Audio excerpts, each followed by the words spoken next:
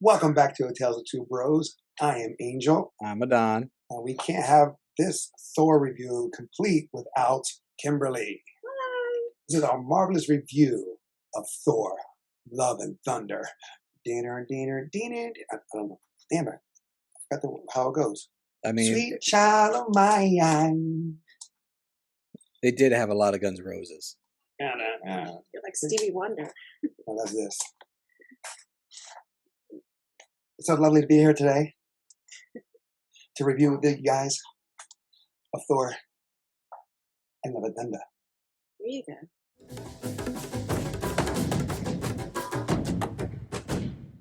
Spoilers. Just finished watching Thor: Love and Thunder. Off the bat, what are we thinking? Not the best, not the worst.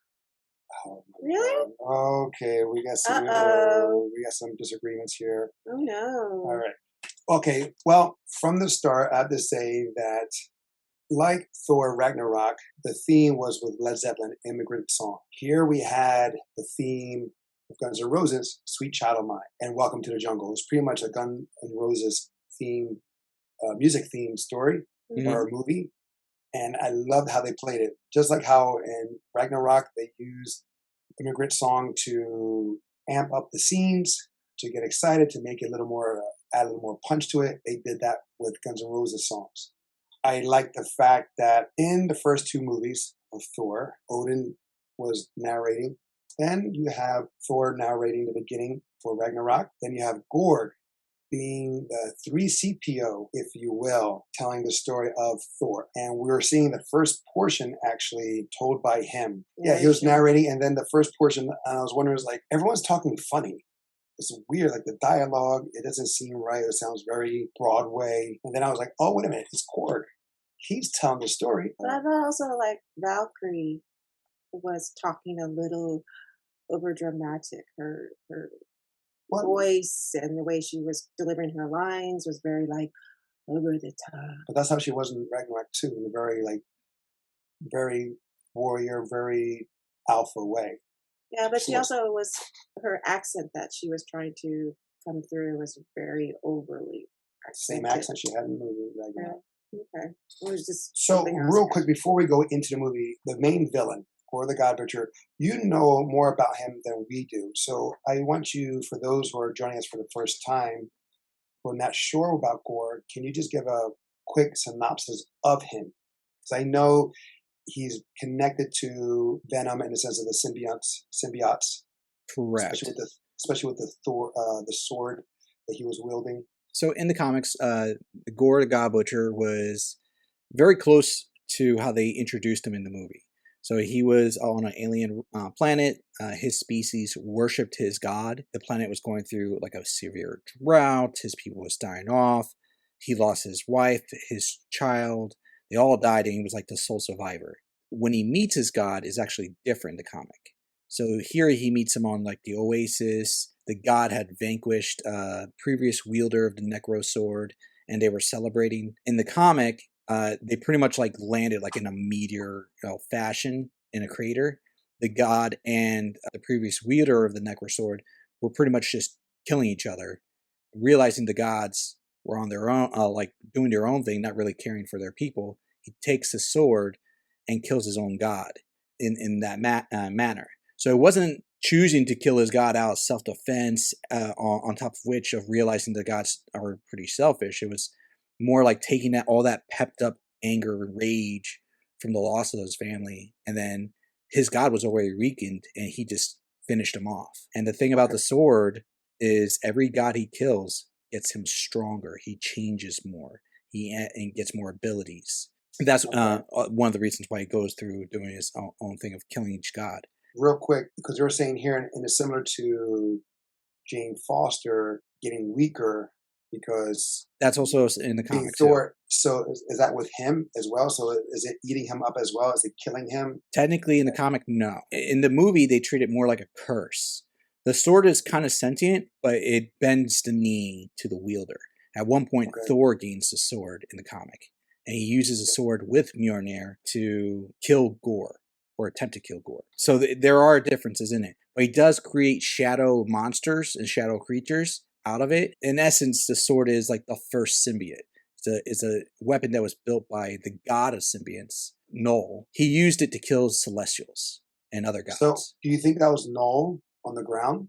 Oh, absolutely not. Null was too powerful to be taken out by one singular god. In the comics, they had to literally merge Venom with the Uniforce, Captain Universe in the comics. So he merged Venom with that, combined Silver Surfer's surfboard with... He told me about that in another review, that he took the surfboard and it was Venom. And then on top of which... with Thor's hammer, I think. They all merged into a giant, glowing axe kind of situation. And he used that to, kind of kill Null. It was like a really epic moment. Some of the most powerful items in all of Marvel fused into one weapon for a short period of time. It was insane. So he's Null is think of Thanos times 20. He's just a very vicious character that is super OP. As far as Gore was very intimidating, very scary character. Here, I did enjoy the performances that were given by Christian Bale. Some of them were on point. Some of them felt really obscured. And this is where we're going to have some differences. Tell you the truth, he blew me away. Oh, no, don't get me wrong. His performances were good. It's just that, his character at different points felt like he had split personalities. Probably.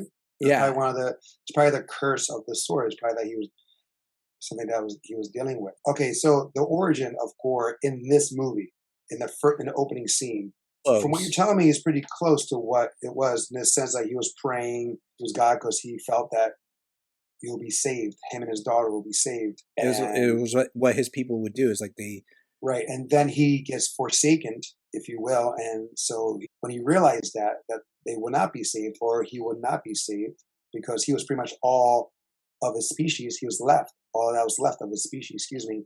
And then when his God said, no, screw you, he just banished them right there. And then the sword connected to him. It was kind of like Green Lantern, where you're the one that holds will, where here is you're the one that has the anger. Yeah. So it was drawn, they were drawn together. Or in a sense, Mjolnir finds the one who is worthy, the sword found him as worthy. Yeah, and they did make that reference in the actual movie where he captures Jane Foster, or Jodie Foster, as mentioned. Even Korg said it, Jane Fonda. Yeah, that's what I'm saying. And he said Jodie Foster or something, which reminded me of Book of Mormons. I don't know if you haven't seen it. I don't think. I don't know if you have seen it. No. But there was a character that always called his love interest by a different name because he couldn't pronounce her African name. The movie was actually pretty close to what was in the comics for Mighty Thor, or Jane Thor. Call her Lady Thor, even though I know it's not correct. I know the Mighty Thor is the correct term for her. Yeah, there are some differences with it, but yeah, it's pretty close. The hammer was never broken up when she had it. Which was an awesome backstory for that, of how she got chosen. True. Which was great. Because I was wondering, how does he know all this? How does Core know all about this? And I thought maybe it's all made up, because we never saw this, of them spending time together. And my only thought is the time after he came back after Thor in the Dark World, and that kiss, the end credit scene, that's when he spent time with her. And he is from there to Ragnarok, because he's wearing a lot of the same outfit. He's wearing the same jacket and shirt that he sees Doctor Strange in the flashbacks. Oh, okay. So that could have been a time when he's trying to save and going to the planets and right the things that were wrong there before Infinity War. That made sense to me. Yeah, I mean, what about you guys? Nick had a cell phone for him. So. Well, yeah, Nick Furry, because he spelled it wrong. You didn't catch that? No, I didn't. Yeah. I could be wrong, but I think I'm right. Kim, you have something to say? No, I'm just listening. I mean, there's a lot of Easter eggs, and again, there's other sites for that. There's only one thing I want to talk about, and it's one of my favorite scenes, is when Thor Van Damme's out. I both loved and hated that scene at the same time. What did you Oh my hate? God, it was awesome. But first, before that, two callbacks. Because obviously Taika Waititi is a fan of comics, a fan of Thor, as well as 80 films. Because how can you not see that outfit and not think of Jack Burton of Big Trouble in Little China? Well, of course. I think Chris Hemsworth wanted to do Jack Burton from like they wanted to do a remake. Well, that outfit was almost to the T because he had the boots too, that was similar to Jack Burton's. Mm-hmm. But also his outfit, a callback to another Marvel character, Thunderstrike. Ponytail, a vest, jeans, it's like that. So he took over the mantle for a while, even though he didn't have Mjolnir. He had a different weapon. Yeah, a different weapon, but it was similar. And then the Van Damme, I was like, you got to be kidding me. But I was like, you know what? That's funny as hell. It was funny as hell. That's why I both loved it and hated it. But why did you hate it? Because it was corny as hell. It was great. It was corny and great. So, okay. I love cheesiness, and I'm an embracer of the cheese factor. But I was like, okay, right off the bat, we have just skyrocketed way past what is probably what going to be acceptable by the general public for the cheese. He rode in on Stormbreaker like the Wicked Witch. True. Yeah. And then it makes sense to me that he's been hanging out with Peter Quill, who is like the quintessential 80s child. The influence of the 80s, I am quite sure Thor, as they depicted him, was a lovesick child. Like, I am missing love, I am missing things. He was attached to Peter Quill very strongly, which like showed off in like the later scenes.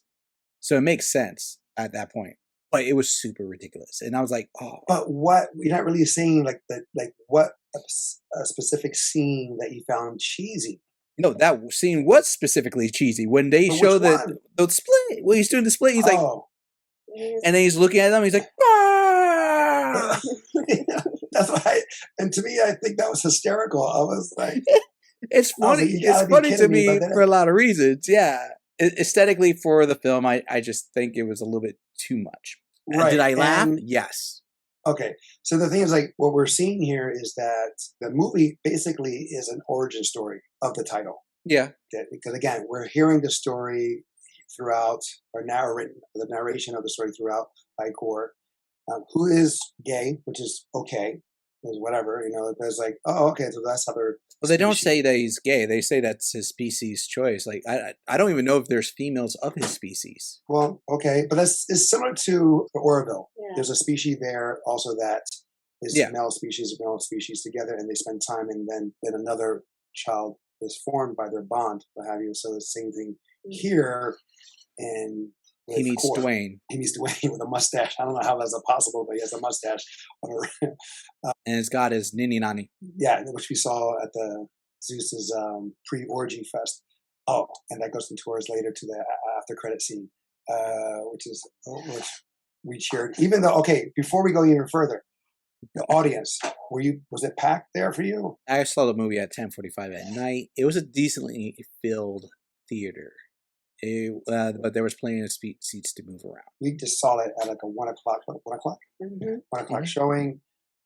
10 people in our theater, even though several theaters were showing it. We saw 3D. So. We saw in 3D, and I think it was like maybe 10 people, which was great because it wasn't. I don't want to be crowded. I liked the cheesiness of that scene. It showed him anything. It showed his strength, his power, and still his recklessness. And it goes that love is the theme of this movie. Mm-hmm. He was depressed. He was suffering from depression. Still, from that scene when he's trying to get out of his funk, even though he's still depressed and still dealing with stuff. Did it not remind you of the Incredible scene where Mr. Incredible is getting back in shape? Oh, the montage of him working out and getting back in shape. Yeah, there was a lot of moments of that. Right, but I'm saying that I was looking at it, I was like, that reminds me of Mr. Incredible when he's working out because he's getting a little amped, he's motivated. Mm-hmm. But unlike there, where Mr. Incredible felt more positive or self-positive, Thor still felt lost. And he felt lost because of two things. Of course, still with his, not to have a people that he calls his own, because he was with another group, the Guardians. And he doesn't have his trusty hammer. And also still loving or missing Jane. He doesn't feel whole. He feels like his hammer shattered still. Yeah. But I do like in the sense of the flashback of them spending time that he, not a curse. I keep saying it's not a curse. He inadvertently A spell. yes, He creates a spell. Like his father did to the hammer before him. Correct. Inscribed a rule or a spell, like you said, to the hammer. Now it's different in the comic because in the comic, the ability of the lightning in the hammer is actually because Odin defeated a sentient cosmic storm and fused it with the Uru metal of the hammer. And the hammer was never destroyed. It was just like Thor became unworthy. The hammer actually chose a new worthy host, and it was turned out to be Jane, who happened to have cancer at the time too. Exactly, but it was doing the same effect. So every time she turned into Thor, she will be invigorated, strengthened, strong, but it basically purged out the chemo of her body, so her body couldn't recoup, and so it was a double-edged sword in that essence. Now the hammer did eventually break, but not because of Mighty Thor's story. Actually, it just broke within the last few months because of Thor actually doing the same movement. They actually took it, slamming it on the ground. Like the hammer became fused with Mangog and with the spirit, and was sentient and was killing all the other gods. And Thor took it and smashed it on the ground multiple times and breaking it in like the Heart of a Sun kind of situation. It was pretty epic, but like it was kind of epic that what she did too. Jane Foster did similar thing in the comic where she was fighting Mangog, who is an entity designed to kill gods. They basically, for lack of a better term, lassoed him. She threw the hammer into the Heart of the Sun so that they will be entrapped there. And then that's also damaged the hammer to the point where it was unwieldable. Stress. Yeah. Pretty much. And so, and that caused her to revert back to human. She actually died in the comic too. And then she became Valkyrie. Ooh, maybe that will happen. Yeah, because at the end of they did do it different. Credit. Instead of Heimdall, I wanted to call him Idris, but Heimdall, instead of him meeting her at the gates of Valhalla, it was Odin in the comics. But I was hoping to be Odin. Or just all three of them show up, you know. It would have made sense. And his mom. Right. Now, the part they didn't do, which was interesting to me, was that he's like, "Welcome to Valhalla." In the comics, Odin's like, "Welcome to Valhalla," but there's a problem, and everybody was gone from Valhalla. It was empty. It was empty. Yeah. Oh, wow. And no, that was recent. Odin died. He went to Valhalla. It was empty. He met her at the gates of Valhalla, and he gave her a choice. Do you want to move on, or do you want to come back? You know, you've earned this right. And then he brought her back, and she became Valkyrie in the comics. Sorry, my bad, but that did happen recently. Valhalla's empty. So a lot of things that could have been done, and and there's a lot of different points that they tied in to make this movie. Like in the comics, Thor does have daughters in the storylines, but none of them are Eternity. That girl's Eternity. She's basically reincarnation of Eternity. Well, that's what they said that. What was cool with the kids, we say, because we know now the girl that plays her is his daughter. His kids play him, I believe, the running scene with him, like growing up to becoming Thor. Cool. Or one of them is him. I mean, all his kids were in it in one way or another. It's probably one of the kids being captured too. Did he recently have a baby too? Because there was a baby scene. Possibly.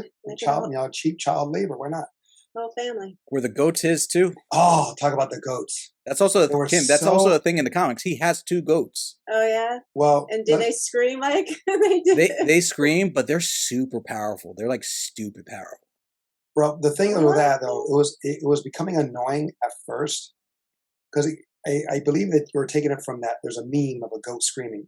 Yeah. And they did it. I was like, okay, enough already. But then it started becoming comical. Yeah. And everything it was kind of like almost saying, "Oh shit!" When something bad happened, when they crashed into that small planet, and they're like, right, and to get out, like, "Oh shit!" So it was kind of like they were saying something, kind of like when I Am Groot. I still think Ragnarok is better film. Let's go over our favorite scenes because we can just go through this and do this. And I know well, apparently Adan's not a fan so far. We just saw it. He has some time to let it sit in. Kim, do you have a scene or more or 2 that you enjoyed? The scene that I really enjoyed that stuck out with me was the part where they're in Asgard. Okay. And so they're fighting the monsters, and that's when Mighty Thor, when Jane shows up, when she does the hammer at one point, the hammer goes into pieces and it goes all over the place, killing the monsters. I thought that was pretty cool. That was cool. That was pretty smart. Yeah, that was clever. The shattering and hitting multiple targets at once. I think that was very smart. And then it came back cool. as correct as the whole, as the hammer. Right. Adan? I enjoyed the moment when he first meets her. So it's in that scene, but it's near the end of that scene where he first meets her, and like he's first thinking like, who's the new guy? And I was like, oh, you'll like the new guy. And he goes up to her and he goes, Mjolnir. He starts reaching and pulls back. Right. Previews. Did you get an Old Spice commercial? No, I don't remember Old Spice. They did show Val doing an Old Spice commercial. Oh no, that was in the movie. Yeah. But before that, like the credits, before the previews, his brother, who plays Theater Thor, he does an Old Spice commercial, and he's doing the call for Millionaire, and he's since he's the shorter one, it's just out of his reach. And it was kind of remind me. He's like, bring it lower, bring it lower. I just remember the other scene that I really liked was Hemsworth's ass. You flick too hard. That was nice. Which I kind of did enjoy the whole Zeus moment. Zeus, like himself as a character. Russell Crowe is awesome. Which in the comics he's a complete, like they make him like the Adonis fully built out, like, and he wrecks the Hulk in the comics. Obviously you wouldn't hear that when they were first walking into the Olympian god area. Thor's like basically fanboying out over Zeus, which is kind of ridiculous. He's like, I kind of made my own MO based on Zeus, like the god of lightning, god of thunder. Yeah. They're introducing all the other gods around this area, and you see the god of dumplings. Oh yeah, Bao. And then I was like, cute. He's like, and he's like, oh, we might see my god, Nini Nani. He's like, hey, Nini Nani.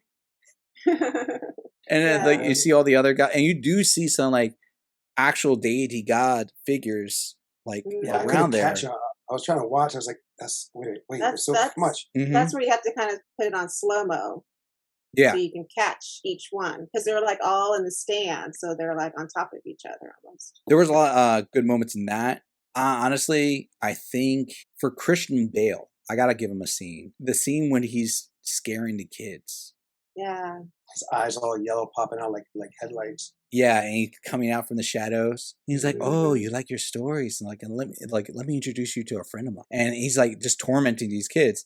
Even though they're kids, they're still gods. And he has a severe disdain about gods. I just think that was a good moment to show like how Christian Bale was embodying the character. He's going dark, and he's doing very little in the sense he's not moving around. He's just sitting still. Has a puppet, that snake, whatever it was. He's just all menacing. There's a reason why like Christian Bale is revered actor. He goes in it. He goes into it deep.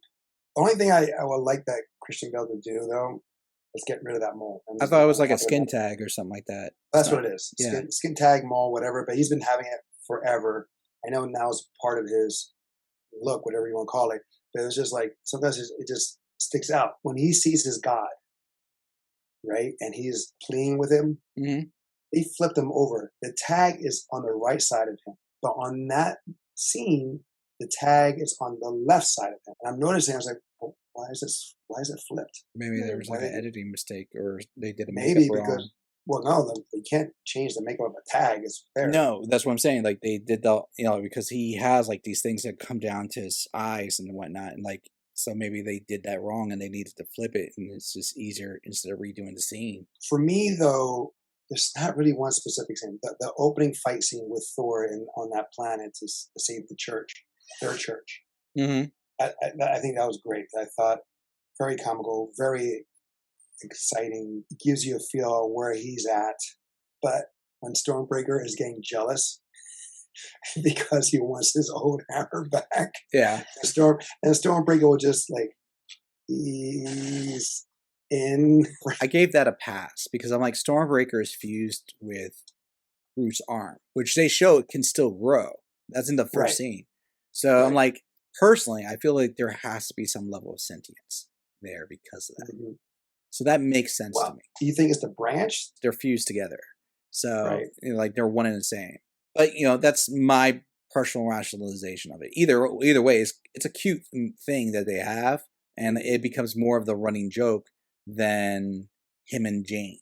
It's like him, Mjolnir, and Stormbreaker love triangle. I also liked pretty much everything that Christian Bale was in. He was an ideal villain. You felt as a viewer, in my opinion, that you don't mess with this guy. I don't know the history of the character like you do. Yeah. So I can't relate that way. But watching him perform the character, I didn't see any shortcomings. You did, but I didn't. So everything that he did was like powerful to me. Performance-wise, great.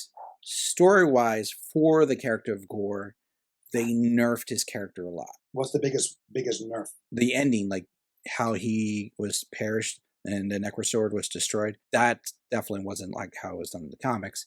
Literally had to use the Necrosword against him in order to kill him. And it took 3 Thors. King Thor from the future, past young Thor with the magical axe that he had, and current Thor to face him. It was a whole time warp kind of situation because he was pretty much wanting to redo the universe.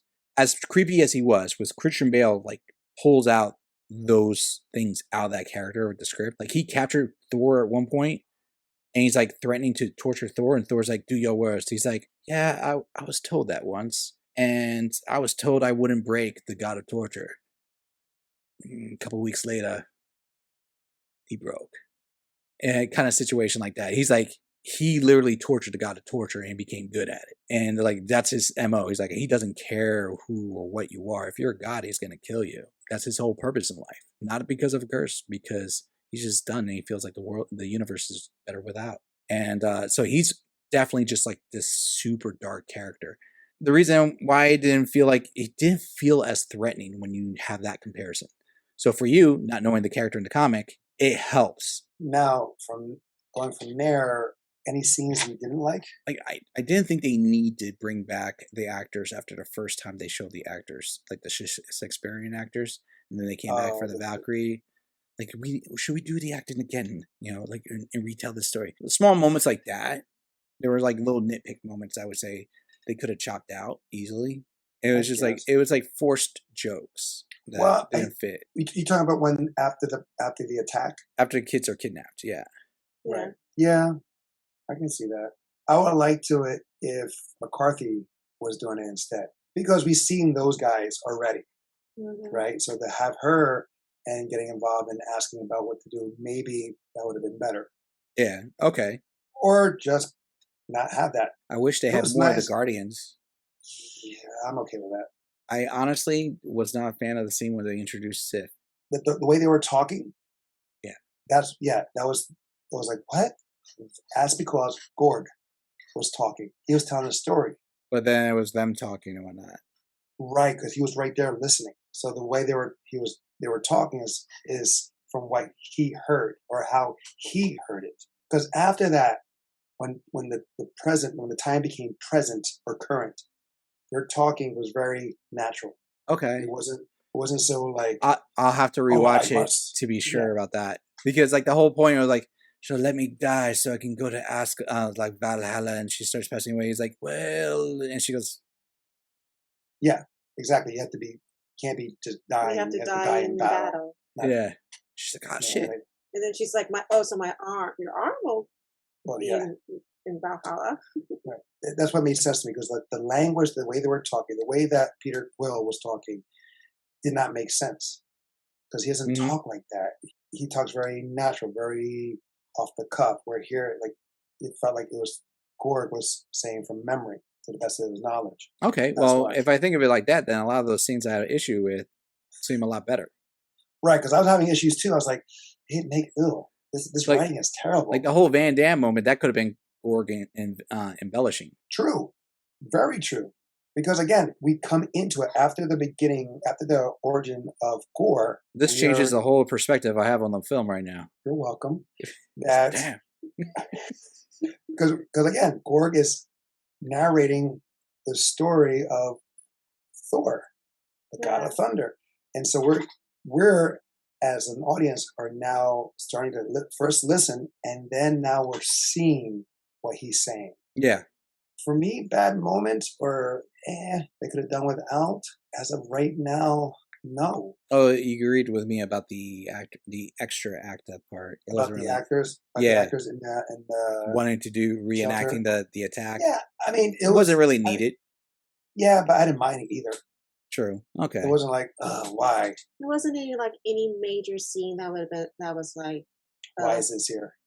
Yeah, that wasn't necessary. I mean, there were like snippets that you could have been like, oh, okay, whatever. But that was like brief snippets. Fair. When Gord took the kids, and then also watching Stranger Things, that the villains have something for kids. From Harry Potter, the one who shall not be named, he's going after kids. He's going after Harry Potter. He was a kid. True. Stranger Things. You had the character has a thing for kids. And it has a thing for kids. These are like pedophiles, if you will. They want to kill them, whatever, but these are pedophiles. They have a draw to them. They're attracted to these kids. So I'm like thinking, ew, for one. And can I get something else? It's like, but I understand why. And if they're gods, why didn't Gord kill them right there? Well, that was the other thing. Or does he not have a bargaining chip? Even Hercules said that. Oh, the gods. He did say Zeus. He did say he was using them as bait. Well, and that the gods that he killed were like little gods, like minuscule gods, like gods that you don't even care about. I feel like that was a statement by ego for Zeus, because the one god that Lady Sif was dying next to, he's like a champion fighter in the universe in the comics. He's like a very powerful god, actually, and his character also.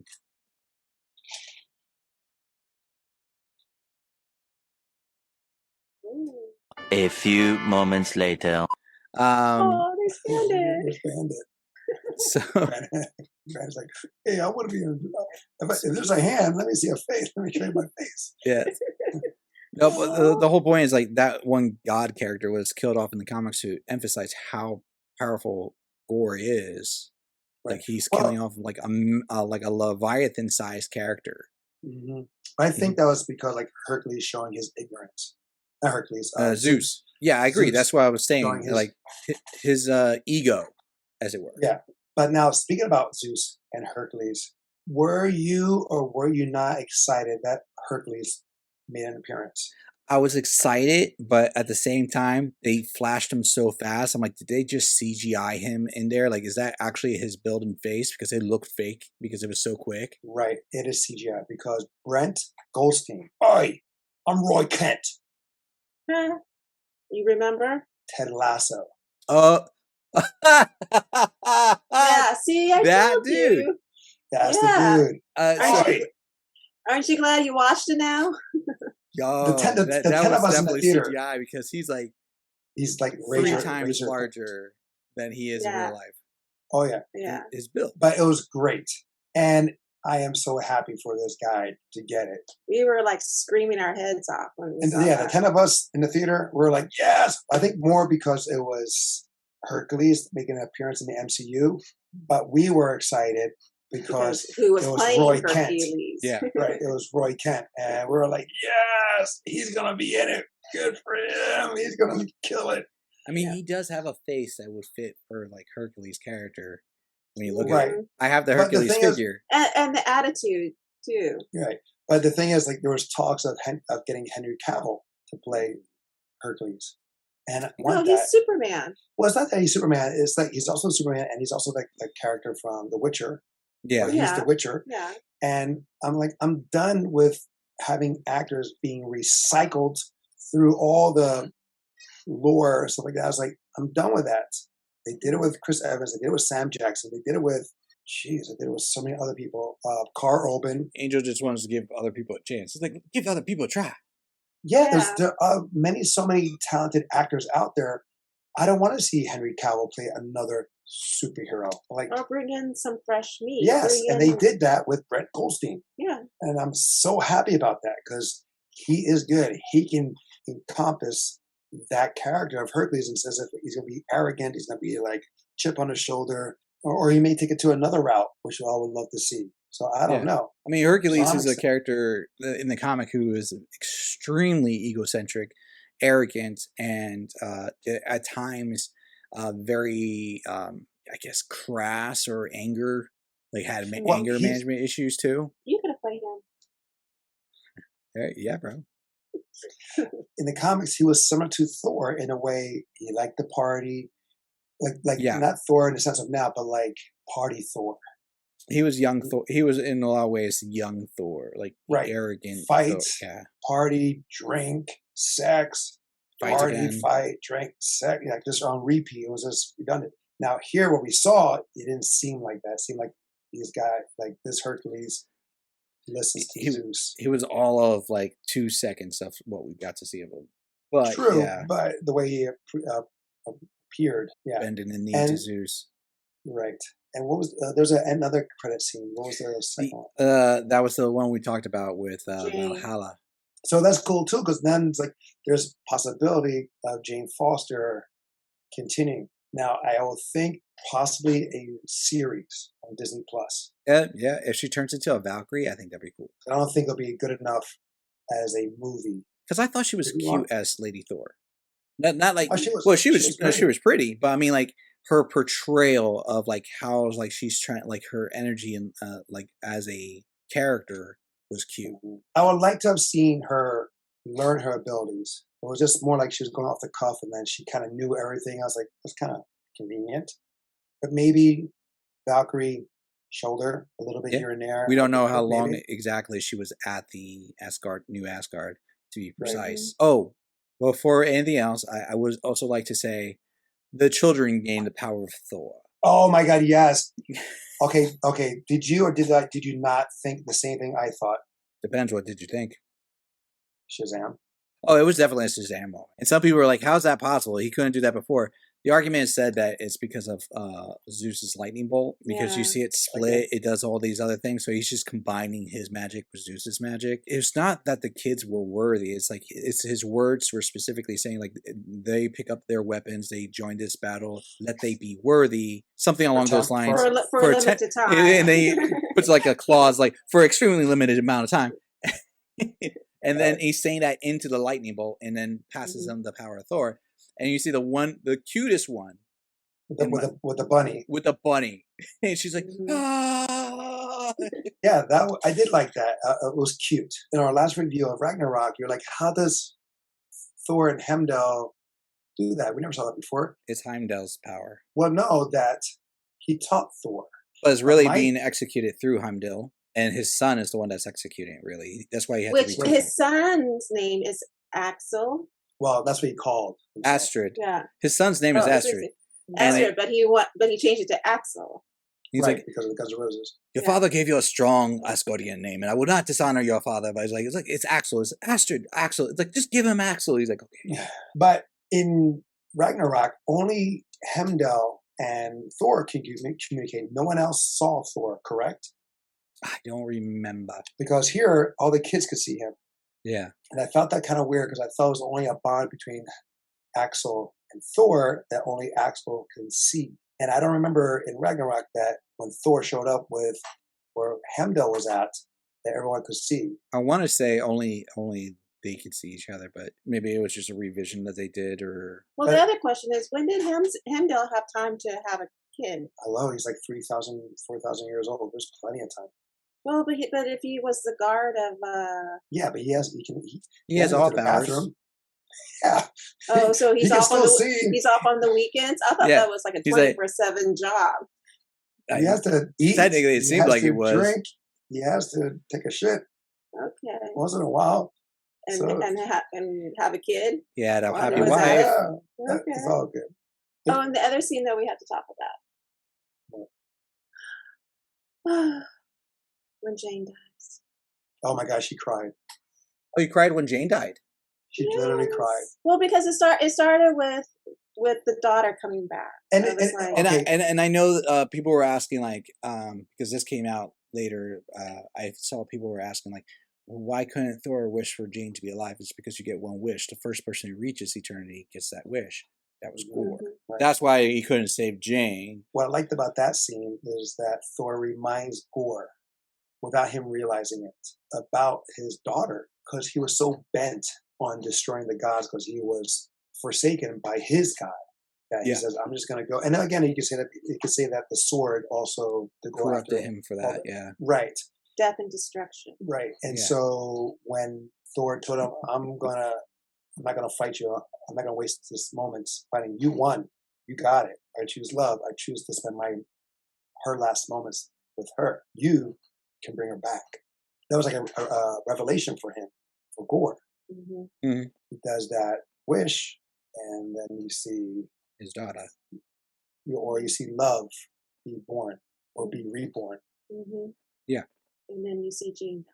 Just like Odin fade away, which I thought was kind of because she was not Asgardian. She was only temporarily an Asgardian having the power of Thor. So when she faded away, to me, that didn't make really sense. That was like an easy way out of, like, say, Kylo in Star Wars becoming one with the Force. Did it make more sense when Heimdall showed up and like on the end credits thing? He's like, you earned the right to be in Valhalla. So maybe somehow they pulled her over to there. Maybe there's the gods of this is the land of the gods. She proved her worthiness. So maybe okay, I'll accept that. Because that was the thing about it was when she was in the hospital, and that's when Thor found out that she was dying. No, he found out on the boat. Well, but that she was really, really like dying. He found out that the hammer was killing her. Yeah, essentially. And then he told her that, I want you to stay, and then I'll go and fight. And she's like, "No, I want to fight." Well, not just that. The actions of her going. Don't get mad at me. You just keep talking. I'm just telling you, the actions of her saying it doesn't prove anything. The actions of her prove. Because you can say all you want, but if you don't do it, if you don't perform it, if you don't back up what you're saying, then it means nothing. Again, words don't mean nothing, like prayer, if action's not behind it. And she put her actions behind her words. She backed up. She went there. She said, "Screw it. I'm gonna go." And you saw the hammer waiting for her to be picked up. So her actions, her sacrifice, her ultimate sacrifice, made her even more worthy. So she basically took up the hammer knowing that she was going to die. The sacrifice of one to serve the many. I'm sorry for cutting you off. Worth watching. Yes. Yeah. Okay, worth owning. I'm a completionist, so I'm going to be saying yeah. I'm going to say hells to the yeah, even though I have Disney Plus. Kim, I missed your answer. What was your answer about the own? Yep. Are you saying yeah because he's going to own it, and by proxy, you're going to own it in that sense? Yep. Awesome. Even though I had flaws with it, I still liked the movie. And speaking of that, this is for the fourth phase of the MCU. Uh-huh. This is the best one. Shang-Chi, Black Widow. Oh, maybe not. I stand corrected. Spider-Man No Way Home. And, okay, wow. You like this better than Multiverse of Madness? Oh, hells yeah. You like this better than No Way Home? Then it's not the best. It's close. Yeah, it's close. I said there would be a tie. It's up there. And at the end of the credits, it says Thor will return. Yeah, and we talked about that. We thought like maybe this would be the last Thor. Nope. There's gonna be another Thor. But will it be Chris Hemsworth Thor? I mean, he's still alive. I understand that. Well, she was Mighty Thor, right? They literally killed her. But she was a Thor. So it could be another Thor out there. It could be Thunderstrike taking the mantle.